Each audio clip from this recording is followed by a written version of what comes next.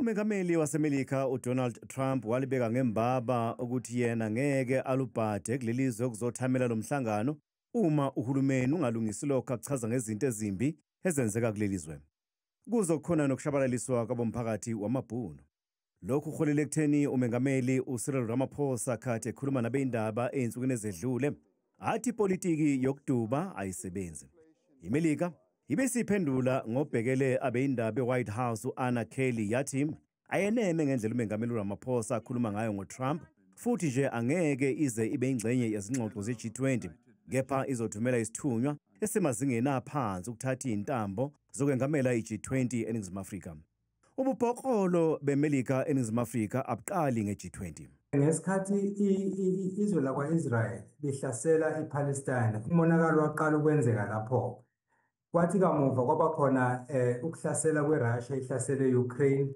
INingizimu Afrika ngokulandela inqubomgomo yayo ngokusebenzisana namanye amazwe yathi ayizukwazi ukuthi ithathe uhlangothi phakathi kweRussia kanye nomengameli uZelensky.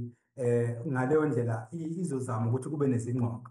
Odabeni lwasePalestine yathi ayihambisani nento eyenziwa u-Israel, yathatha-ke izwe lakwa-Israel yayisa kwinhlangano lena i-ICJ, International Court of Justice. Inkinga iqale lapho-ke. Lokhu kwe-G20 iyona nto umengameli uDonald Trump ayisebenzisayo ukuze afeze iy'nhloso zakhe. INingizimu Afrika ichithile ukuthunyelwa kwesithunywa esemazingeni aphansi ukuzothatha isihlalo sokwengamela i-G20. Yathi angeke isinike leso sithunywa isihlalo se-G20 njengoba ikholwa ukuthi iMelika yehlisa izinga lalomhlangano omqoka kangaka kuyona.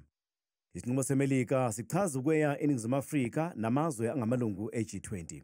Isinqumo sakhe futhi sokuthi angezi ukuzothatha isihlalo se-G20 akugcini njengokuthi icekele phansi isithunzi seNingizimu Afrika, kodwa futhi icekela phansi isithunzi se-G20 bese icekela phansi nesithunzi sayo iMelika ngoba izobe ingenazo kho konke okuzobe kukhulunywa noma kudingidwa kulo mhlangano we-G20.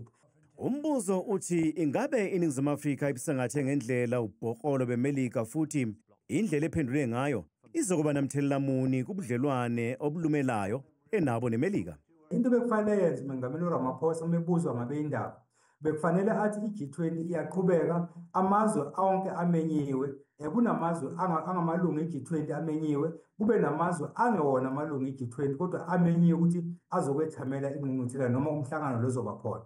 Abafikayo bazofika, abangafiki bangafiki. Umhlangano we-G20 uzophothulwa ngesonto lapho iNingizimu Afrika izokwedlulisela khona isihlalo sokwengamela ezweni laseMelika.